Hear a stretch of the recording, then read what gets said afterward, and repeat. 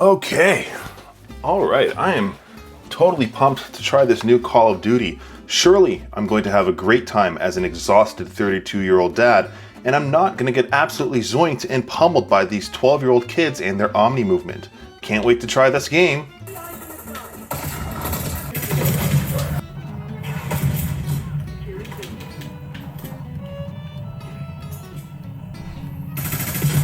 I'm still recovering from that Call of Duty session, but I've been using what might be the best budget 4K monitor over the last week and a bit for just about everything, which also includes me realizing I'm easily past my prime when it comes to Call of Duty. With the launch of the PlayStation 5 Pro and the new Mac Mini, I figured this would be a great chance to actually test this monitor for everything from gaming to entertainment to productivity to see what it's all about. KTC tells me this monitor will launch sometime in November and should run about $299 or less, which is actually why I think it's a pretty great monitor for the feature set at this price point.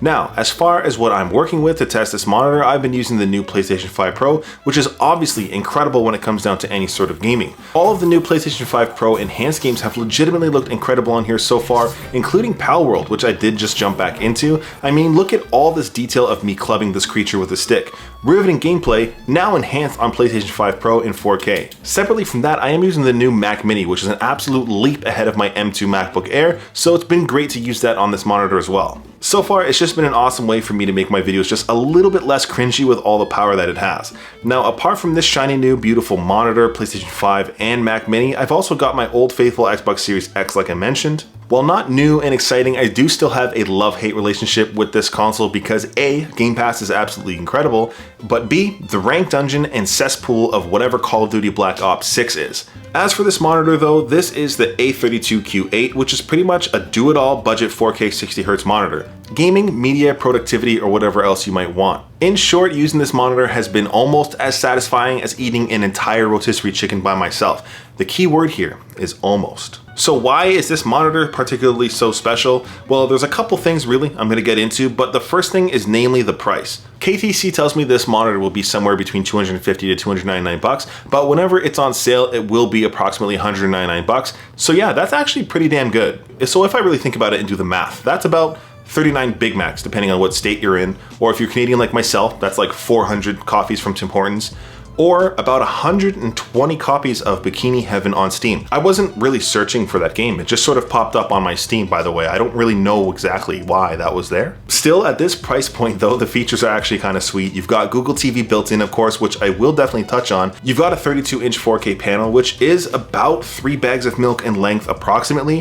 When it comes down to ports, you've got one HDMI port, one display port, one Type-C port, one audio jack, which is what I'm using specifically for a soundbar because it sounds better, and for that Type-C port, you have 4 USB-As, which is actually pretty decent for a built-in hub. It does also have that dual 5-watt set of speakers you typically find on monitors, but I, again, did opt to use a soundbar simply because it sounds better, and I will have a sound test. If you do want the full spec sheet, I will have it pop up somewhere on screen here if you are interested in that. But yes, kitted pretty decently, especially at the price point. Lastly, again, why I find this monitor a little bit special is the fact that it just encourages a minimal desk setup. Mine, for example, surely isn't that minimal, but if you did want to just strip this down to bare bones and throw everything away, you definitely can. Now, I'm also going to do a tutorial on how to lose non-stop in Call of Duty Black Ops 6, as well as some other gaming. But quickly, here's what I think is missing. First, me having any level of maturity. For this monitor though, I think another HDMI port would have been pretty sweet.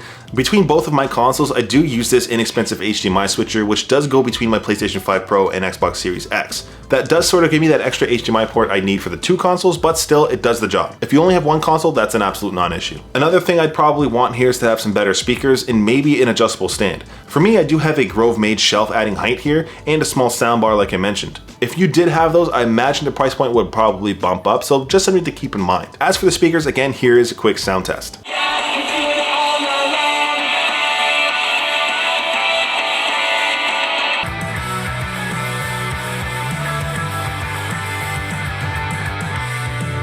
Now, apart from all of that, when it does come down to gaming though, this is a 32-inch 4K 60Hz display, which is often the sweet spot for a lot of people in terms of resolution and display size. I do have a full PlayStation 5 Pro review coming up, but man, I really have been enjoying it more than I thought I would, especially with the new Pro enhanced games. 4K is simply crispy as heck, and I'm definitely pumped to play these new fidelity modes at a solid locked 60 FPS.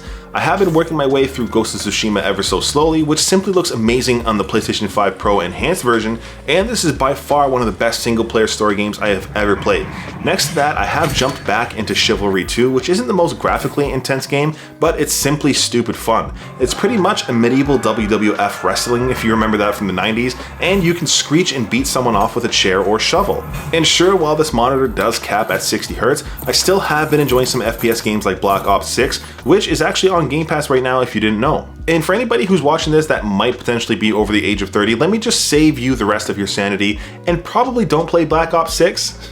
I think I might have uninstalled and reinstalled this game a cycle of about 3 times now. It is still fun at times, so I'm unsure how I feel about it. So yeah, that game's pretty bad or good depending on who you are, but now you can watch me suck butt in 4K. I will say though, for any sort of hardcore competitive gamers, you'd probably want more than 60Hz for an FPS games, but this monitor does absolutely shine for the 60 FPS high fidelity titles. Now, for the times that I actually do want to pretend like I am a mature adult, I like to get any sort of productivity or creation work done on the new Mac Mini with the M4 Pro chipset, and it's an absolute tiny beast. For this, I'm actually using the Type-C port for the single cable connection, and I've got all my peripherals hooked up through that 4 USB hub. For anything productivity-wise though, a 32-inch 4K display is absolutely awesome, especially when it comes down to window scaling on both Windows and Mac. In this case, I pretty much get 4 1080p displays all on one display. There's simply so much room here for activities, and my M4 Pro Mac Mini simply flies through everything I'd want to do on here. I will have a full review on that Mac, so keep an eye out for that, especially me getting freaky with the power button, but this has been excellent on this monitor. The text is sharp, editing looks good, and yeah, it just does a good job. Apart from gaming and productivity and stuff, when it comes down to media, at least on this monitor, I've been an absolute degenerate as of late when it comes down to any sort of animes. I absolutely slammed my way through Demon Slayer and Death Note, and I am really looking for my 3rd anime right now. So if you have any good suggestions on what my 3rd anime should be, please let me know in the comment section. I think I'm going to be jumping into Titan something next, I forget what it's called. With that though, either way, the built-in Google TV apps on here are great for any sort of media consumption, and thankfully this does have Netflix built right in, which is sometimes a hit or miss depending on your monitor or TV. And surprisingly on Netflix, Dragon Ball Daima's on there, but so far still nothing has happened after 3 episodes. What's up with that? Google TV as a whole is great with a huge amount of apps available, and surprisingly, outside of some recommended content on your homepage, there isn't really an obscene amount of ads here. There is also Google Voice support here, so I can say things like, "Why do Canadians have bags of milk?" Wikipedia. In Canada, milk was packaged in heavy, reusable Imperial unit glass milk bottles. Or something normal like just checking the weather. The remote does also have some built-in shortcuts here for easy app access, a profile button if there's anybody else who might be using this TV for a different user, volume up and down of course, as well as the navigation buttons. I'm personally always a fan when it comes down to monitors with a remote, so definitely a bonus for me here. Outside of that, watching media on here has been great. Out of box, I personally did bump the saturation, but so far so good. So, with everything I've talked about, who is this monitor for?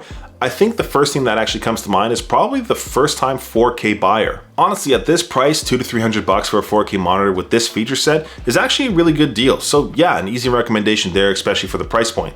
Pair that with one of Apple's new Mac Minis or any of the game consoles, frankly, whether it's Xbox or PlayStation, and you've got an absolutely incredible setup. You don't have to have this monitor kitted out with everything in my setup. You simply need one of these to have a good time. Apart from that, of course, I think just about any wannabe minimalist like myself would appreciate the feature set on here, especially with the single cable connection and built-in hub. It really does help keep things minimal, which is always a huge plus. I also think from the gaming standpoint, this would be good for a non-competitive gamer. That doesn't mean a casual gamer by any means. It just means somebody who's really not pushing rank competitively. This would be a great buy in terms of monitor for gaming. With that though, really just anybody who's looking for a solid all-in-one monitor that's actually affordable would find something to enjoy here. But let me know what you guys think in the comment section. How would you use this monitor? In the meanwhile, I'm gonna keep getting stomped on by toddlers in Call of Duty until I uninstall for the 4th time. I do appreciate you watching till the end. Till next time.